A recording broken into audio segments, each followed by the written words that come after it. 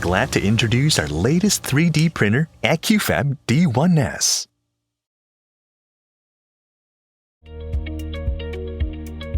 Insert and lock the build platform.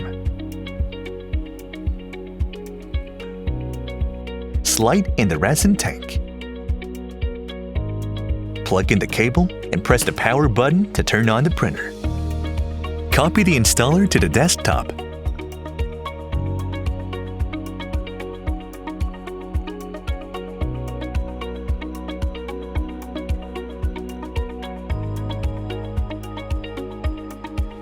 Follow the wizard to install the software.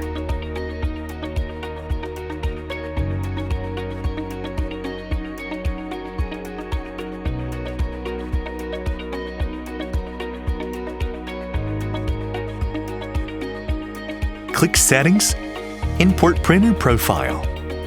From Local, and choose the SNDEV file from the USB driver.